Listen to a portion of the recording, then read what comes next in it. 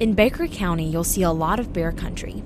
Trees, wide open spaces, and you'll hear stories of bears sticking their noses in all the wrong places. The beekeepers who I have contacted over there have told me before the bear permits ever came out, gosh, I wish the bears were controlled.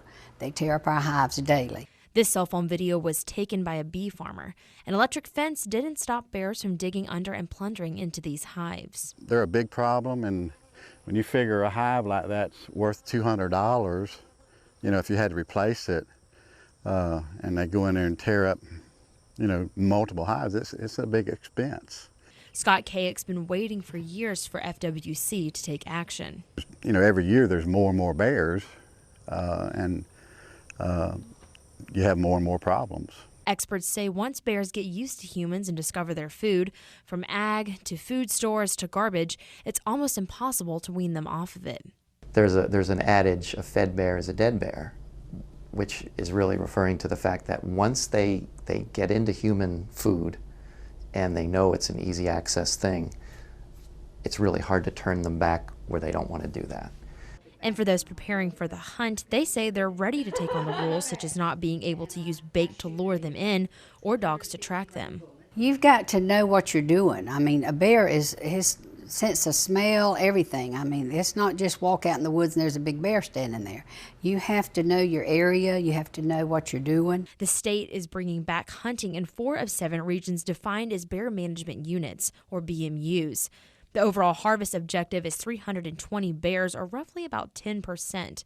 Although the biggest concentration of bears is in the central BMU, the North BMU has the same harvest quota of 100 bears.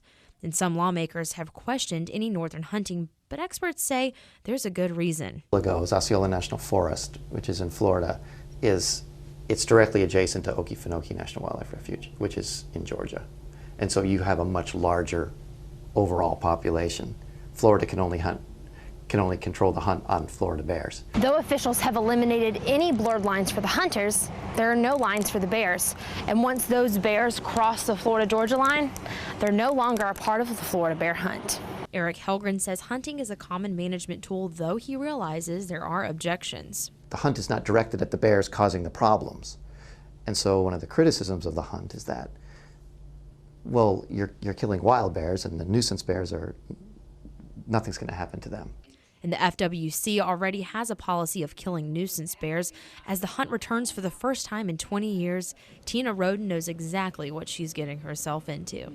The rules are great. It gives us opportunity to enjoy the bear hunt, but it also limits the amount of bear taken. So therefore, it's not going to be a problem that nobody's going to go out and slaughter all the bears.